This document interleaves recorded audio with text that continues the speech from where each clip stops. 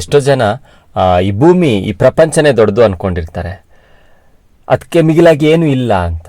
ಆದರೆ ನಾವು ಸ್ವಲ್ಪ ತಿಳಿದ ಮಟ್ಟಿಗೆ ಹೋದಾಗ ಸೌರವ್ಯೂಹ ಅನ್ನೋದಿದೆ, ಗ್ರಹಗಳಿದ್ದಾವೆ, ಉಪಗ್ರಹಗಳಿದ್ದಾವೆ, 8 ಗ್ರಹಗಳಿದ್ದಾವೆ ಅನ್ನೋ ಕಾನ್ಸೆಪ್ಟು ಅಲ್ಲಿಗೆ ಅಂತಿಮ ಮಾಡ್ಕೊಂಡಿವಿ. ಒಂದು ಸೌರವ್ಯೂಹಕ್ಕೆ ನಾವು ಅಂತಿಮ ಅಂತ ಒಂದು ಲೈನ್ನ ಕೊಟ್ಕೊಂಡಿರ್ತೀವಿ. ಆದರೆ ನಾವು ತಿಳ್ಕೊಂಡಿರೋಂಥ ಸೌರವ್ಯೂಹಕ್ಕಿಂತಲೂ ದೊಡ್ಡದಾದಂತಹ ಬ್ರಹ್ಮಾಂಡ ಅನ್ನೋದಿದೆ, ಯೂನಿವರ್ಸ್ ಅಂತ ಏನು ಕರಿತೀವಿ. ಈ ಬ್ರಹ್ಮಾಂಡದ ಕಲ್ಪನೆ ಹೇಗಿದೆ ಅಂದರೆ, ಈ ಬ್ರಹ್ಮಾಂಡದೊಳಗೆ ಲಕ್ಷಾಂತರ ಗ್ಯಾಲಕ್ಸಿಗಳನ್ನು ಹೊಂದಿದೆ. ಈ ಗ್ಯಾಲಕ್ಸಿಗಳೊಳಗೆ ಲಕ್ಷಾಂತರ ನಕ್ಷತ್ರಗಳಿವೆ. ಆ ಪ್ರತಿ ನಕ್ಷತ್ರಗಳಿಗೂ ಪ್ರತಿ ನಕ್ಷತ್ರವೂ ಕೂಡ ಏನು ಸೌರವ್ಯೂಹಗಳನ್ನು ಒಳಗೊಂಡಿದೆ. ಈ ಸೌರವ್ಯೂಹಗಳು ಎಷ್ಟಿದೆ ಅನ್ನಂದರೆ, ನಾವು ಒಳಗೆ ಹೋದಾಗ ಪ್ರತಿ ನಕ್ಷತ್ರಗಳಲ್ಲೂ ಸೌರವ್ಯೂಹ ಇರ್ಬೋದು ಅನ್ನುವಂಥ ಒಂದು ಕಲ್ಪನೆ ಕೂಡ ಇದೆ.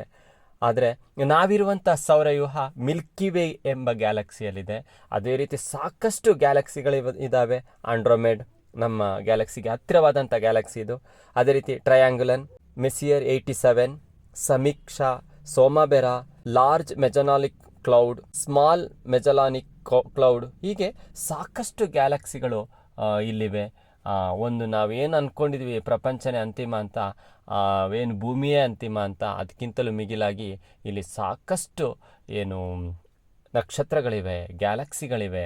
ಅವುಗಳ ನಡುವೆ ನಾವಿದ್ದೀವಿ, ನಾವೊಂದು ತೃಣ ಸಮಾನದಲ್ಲಿದ್ದೀವಿ ಅನ್ನೋದನ್ನ ನಾವು ಈ ಒಂದು ಚಿಕ್ಕ ವಿಡಿಯೋದಲ್ಲಿ ತಿಳ್ಕೊಬೋದು.